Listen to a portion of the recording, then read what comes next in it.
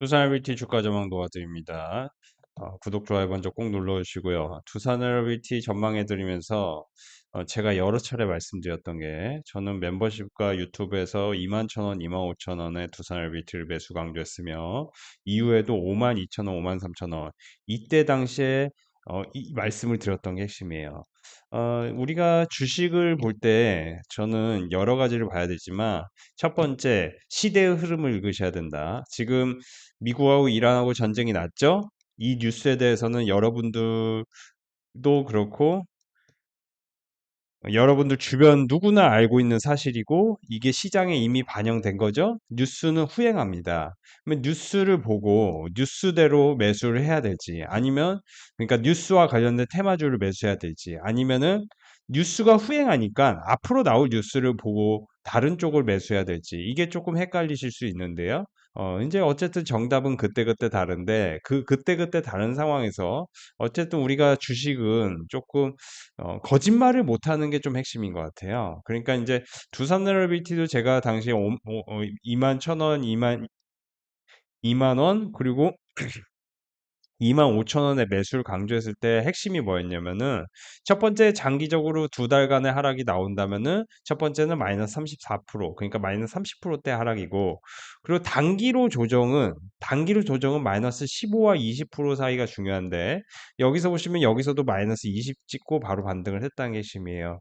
그래서 두산에너비티도 제가 뭐라고 말씀드렸냐면은 여기서 25,000원 그쵸? 그러니까 마이너스 20% 전후에서 조정을 찍고 바로 반등을 했죠. 그러니까 지금 이번에도 여러분들이 의심하지 말아야 될 건 뭐냐? 물론 이제 사실 시장이 하락을 할 때 사람들이 무한한 상상을 갖고 상승할 때도 무한한 상상을 갖고 시장을 봅니다. 시장이 좋을 때는 계속 올라갈 것 같고요. 시장이 안 좋을 때는 계속 내려갈 것 같다는 생각을 해요.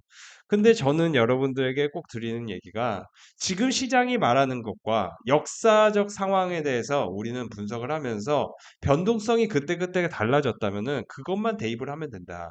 그러니까 두산에너비티가 최근에 많이 올랐습니까? 현대건설이 많이 올랐습니까? 같은 원자력 관련주 안에서도 두산에너비티보다 현대건설이 많이 올랐어요. 그러면은 일단 현대건설은 마이너스 20% 그죠? 그리고 마이너스 26%까지 하락할 거를 생각을 해야 돼요. 그러면 14만 원과 13만 원 사이인 거예요. 자, 이거 잘 보셔야 돼요. 여러분들이 두산에너비티를 제가 여러분들에게 아주 오랫동안 저는 두산에너비티가 11만 원과 15만 원을 갈 것입니다. 제가 호흡기가 조금 안 좋아서 비염용 사탕을 물고 말씀드릴게요. 아주 오랫동안 11만 원, 15만 원 두산일비티가 갈 건데 지금 보시면 단기로 그쵸 오늘 하락폭이 마이너스 16%고요. 이제 그러니까 제가 드리고 싶은 얘기는 두산일비티는 최근에 변동성 있는 상승이 나오지 않았기 때문에 대략으로 보면은 그죠 95,000원과 85,000원이 저점일 확률이 있어요. 그러니까 지금까지 하락이 왜 이렇게 낙폭이 거칠게 나왔을까라고 여러분들이 생각을 해본다면 지금 넥스트 거래소에서도 삼성전자가 마이너스 12% 떨어지는 게 근 수년간 몇 번 없었던 상황입니다. 그쵸? 그쵸? 하루에 마이너스 12%는 그쵸? 없었어요. 그러면은 지금 여러분들이 한번 생각해 봐야 돼요. 뭘 생각해야 되냐? 다른 악재가 터진 게 아니기 그러니까 저는 이제 호르무즈 해협에 대한 리스크가 일부 있다고는 생각을 합니다. 근데 그 리스크를 반영한 게 아닐까? 거기까지 생각을 하셔야 됩니다. 그러니까 다시 돌아가면은 최근에 많이 올랐던 주식 중에 하나가 반도체 그리고 현대차 뭐 이런 주식들인데 그러면은 기존의 삼성전자를 눌림목을 본다면은 당연히 20만 원 이하인데 지금 같은 눌림목에서는 그쵸 19만 원과 그쵸 18만 원까지 조금 더 열고 보셔야 돼요. 물론 장기적으로 보면 사실은 지금은 어쨌든 대외 악재, 특히 전쟁 노이즈는 역사적으로 보면 그렇게 연속성이 있진 않아요. 그러니까 사실 우리가 이제 2023년에 좀 이제 무서웠던 사실 중에 하나는 뭐예요? 러시아 우크라이나 전쟁이 있었죠. 그렇죠? 러시아 우크라이나 전쟁. 근데 가만 생각해 보면 러시아 우크라이나 전쟁 때문에 시장이 그렇게까지 하락이 나온 게 아니고 그죠? 시장 금리 사이클이 인하 사이클에서 인상 사이클로 변했기 때문에 그렇게 하락이 나온 거였습니다. 그러니까 지금도 실제로 전쟁 리스크보다, 그죠? 영국의 신용 경색 리스크라든지 아니면 캐비너시 청문회 이후에 금리가 어떻게 될 것인지 그게 굉장히 중요한 포인트입니다. 그래서 이제 하나증권 리포트에 따르면 호르무즈 리스크가 선을 넘어 실물 지표, 그러니까 이게 얼마나 지속되는지에 따라서 호르무즈 해협 관련해서 유가가 과연 90불을 넘을 것인가, 120불을 갈 것인가, 뭐 이게 이제 핵심인 것 같아요. 그러니까 지금 이제 상당히 많이 올랐거든요, 유가가. 그리고 이란이 계속해서 그렇죠? 조금 사실 이제 이란이 미국을 치지를 못하니까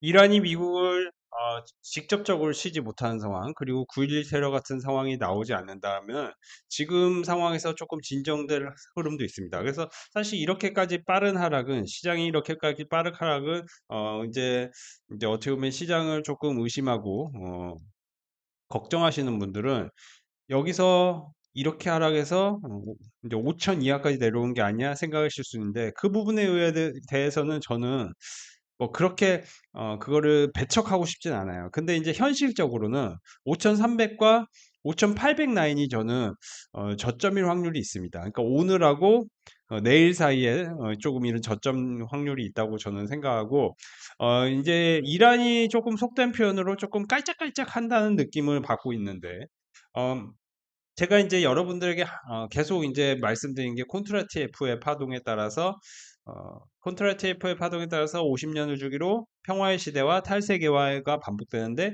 지금은 탈세계화의 특징 중에 이제 간헐적 전쟁이 반복된다. 간헐적 전쟁이 반복되면은 조선, 방산, 원자력이 주목을 받을 수밖에 없다는 얘기를 지난 25년 초부터 계속 말씀을 드렸는데, 결국에 이제 조선과 원자력 이런 주식들이 굉장히 폭등을 했고, 오늘 같은 경우는 이제 방산이 최근에 이제 못 올랐다가 이제 전쟁 이슈로 어떻게 보면 이제 강력한 수급이 동원되면서 삼양컴택, 사실 이제 여러분들 따로 공부하면 이제 큰 돈을 벌 수 있는 종목들이 일부 있거든요. 그런 거를 여러분들이 지금 이제 조금 선별해서 공부를 한다면은 여러분들도 아마 좋은 성과를 만드실 수 있을 것 같은데요. 저는 이제 두산 LBT 전망해 드리면서 지금 사실은 여러분들이 변치 않는 사실은 두 가지인데, 전쟁은 끝날 것이며, 그리고 전쟁이 끝나는 상황에서 여러분들이 미리 미리 주식을 사는 게 훨씬 나을 수 있습니다. 사실 제가 이런 얘기를 드린 이유는 여러분들에게 뭐 이제 호객 행위를 하는 게 절대 아니고, 과거 1980년 이후 지정학 위기 속에서 어, 미국 증시, 특히 S&P 500을 보면, 그러니까 S&P 500이 마이너스 5% 빠지고 우리나라가 마이너스 8% 빠지고, S&P 500이 마이너스 10% 빠지고 우리나라가 마이너스 12% 이상 빠지고, 뭐 이런 느낌으로 대략 아시면 돼요. 그래서 S&P 500이 이제 이라크 쿠웨이트 침공 이때 이제 사실 이제 중동 관련 이슈가 있었을 때 일주일간 마이너스 3.3%, 그리고 마이너스 13%, 그리고 이라크 전쟁이 그쵸, 마이너스 0.5, 이란 이스라엘 공격이 마이너스 2%, 그리고 나서 1개월, 3개월, 6개월을 봤을 때 거의 다 이제 한 번씩 회복을 한 게 핵심입니다. 이제 거의 뭐 10%대 상승, 20%대 상승이 나와요. 그죠? 폭락했다가, 그러면 지금은 어떨까요? 시장이 무섭게 달리다가 무서운 속도로 이제 폭락이 나왔습니다. 변동성이 위로든 아래든 큰 상황이기 때문에 지금 이제 제가 아까도 얘기했지만 저는 5천까지는 솔직히 안 갈 거라고 봐요. 그러니까 단기적으로는 이제 5,300과 그쵸? 5,800 이 상황에서 이제 마무리 지을 거라고 보는데, 그러니까 너무 아래로만 보면은 여러분들이 아예 매수를 못할 수도 있어요. 아예 매수를 못할 수도 있고, 그러니까 종목별로 생각해 보면은 여러분들이 어쨌든 뭐 방산주를 사서 이제 수익을 내시는 것도 중요한데, 결국 주도주는 어느 정도 정해졌는데, 그 주도주가 제가 늘 얘기하지만 두산에너비티가 현대건설 대비해서 최근에 상승폭이 크지 않았기 때문에 조금 변동성이 상대적으로 적은데, 어쨌든 원자력 내에서도 현대건설이 주도주 역할을 하고 있습니다. 그러면은 조금 주도주를 엮어서 하시는 게 좋아요. 그래서 현대건설 같은 경우도 지금 보시면은 이 정도의 상승폭이 나오면은 제가 늘 얘기하지만 그죠 마이너스 20% 이상 하락이 나올 수 있는 거죠. 그러니까 지금 14와 13만 원 사이가 1차 지지점 역할을 할 확률이 있어요. 그러니까 지금 이제 수직으로 너무 올랐기 때문에 당연히 변동성이 커질 수 있는 거고 SK하이닉스도 지금 이제 순식간에 고점에서 마이너스 20%까지 하락이 나왔는데 뭐 이 정도 상상력은 갖고 있었어야 됩니다. 사실은 왜냐면은 주식시장이 그렇게 이제 만만하게 매일같이 엄청나게 오를 수는 없어요. 매일같이 엄청나게 오를 수 없는데 근데 이 정도 하락이 나오면은 역설적으로 어떻게 보면 이제 건강한 조정이 나오는 상황이니까 건강한 조정이 나오는 상황이니까 역설적으로는 조금 이제 조금이라도 전쟁 관련 뉴스가 조금이라도 좋은 뉴스가 나오기 시작하면은 굉장히 빠른 속도로 수급이 또 붙을 수 있겠죠. 진짜 삼성전자 지금 19만 원까지 깨지는 상황입니다. 그렇죠? 넥스트 거래소에서. 그러니까 지금 사실은 늘 저는 그런 생각을 해요. 시장이 한 번만 내려봐라. 한 번, 제발 한 번만 조정을 보여라. 생각했던 사람들이 있어요. 근데 그 사람들이 아마 지금 역설적으로 전쟁이 장기화될 거라는 생각 때문에 매수를 못 할 겁니다. 그래서 저는 이제 그렇게 생각합니다. 지금 늘 얘기하지만 시장이 폭락할 때마다 어떤 지점에서는 꼭 반등을 시작했습니다.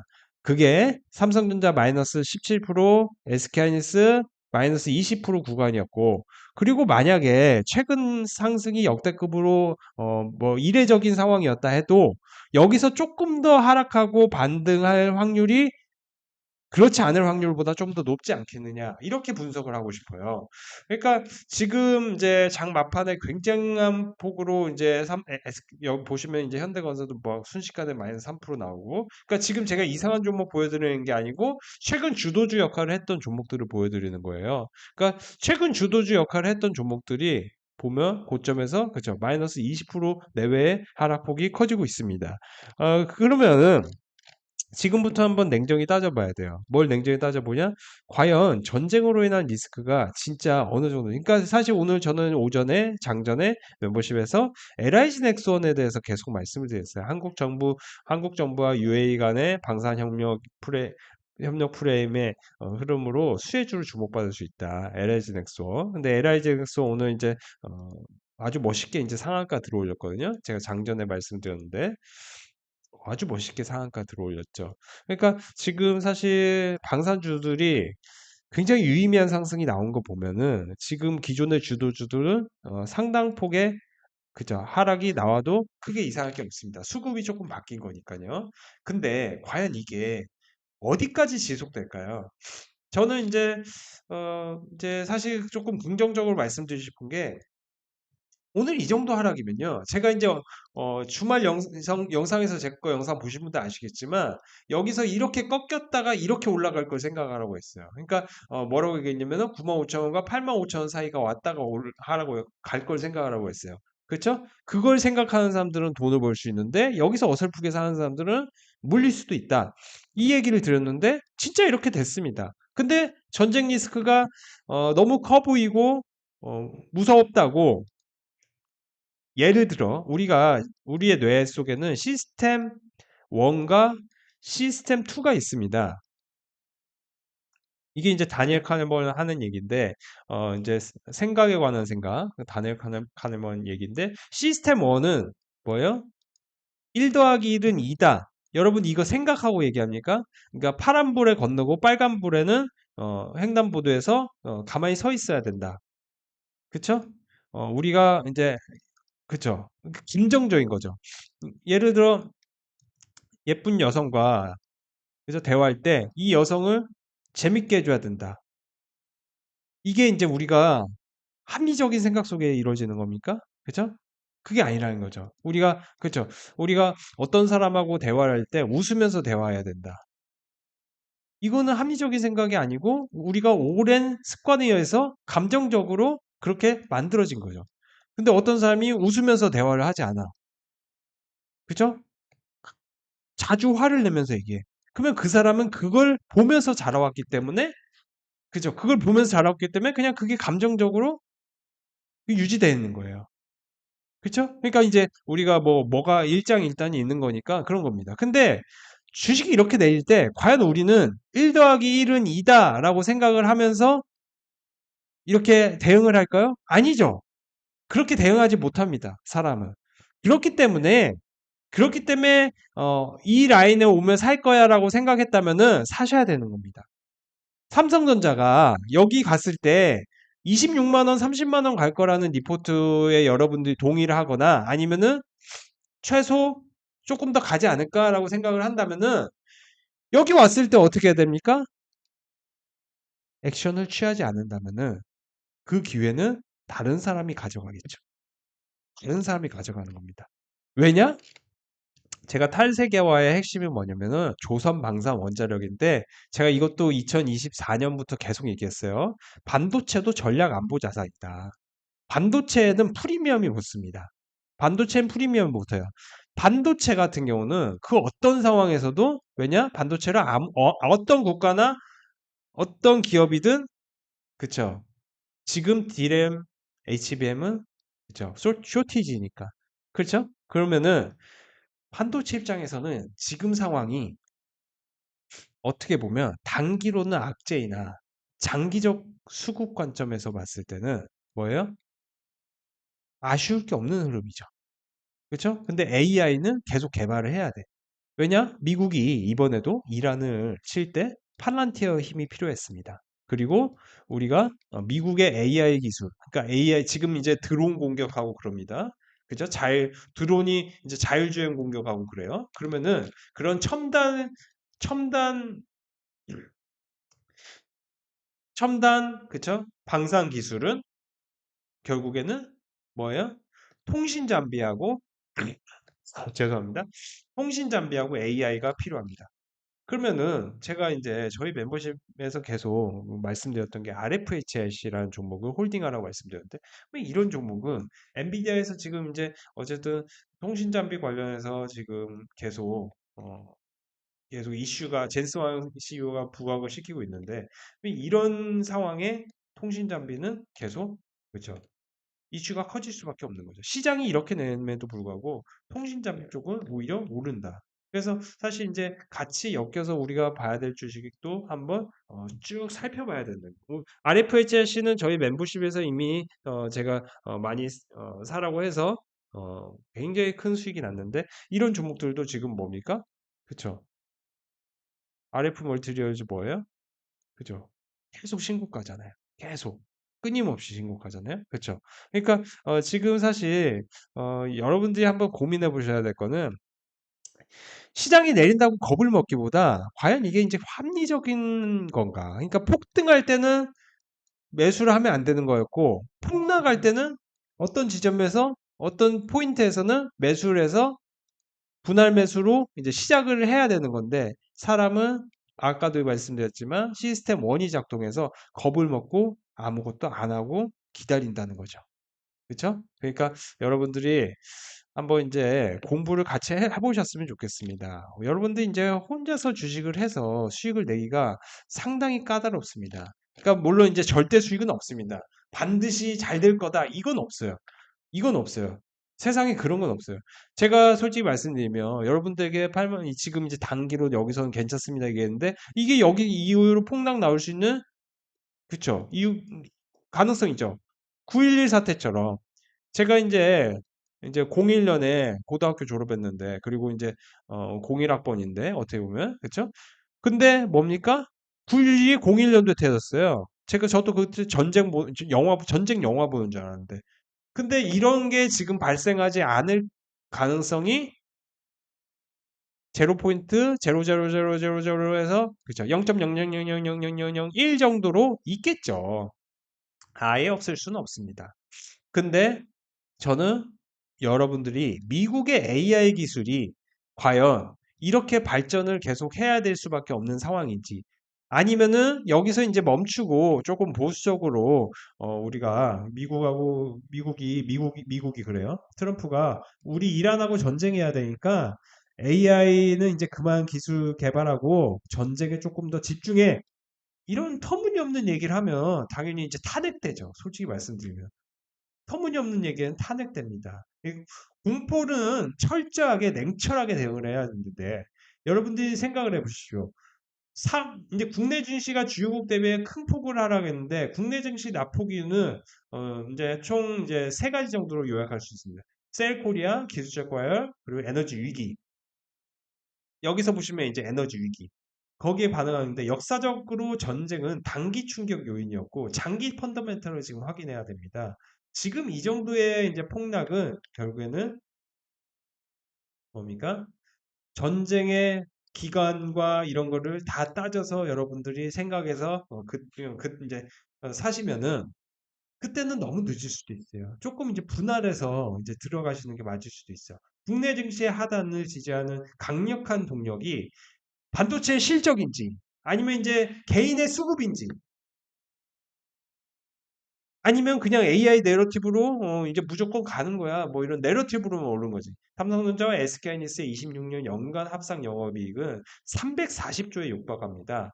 그렇기 때문에 이는 연초 대비 2.1배 증가한 수치고 구조적인 AI 수요의 지수적 덕분에 기업의 본질적 이익 창출 능력이 어느 때보다 견고합니다.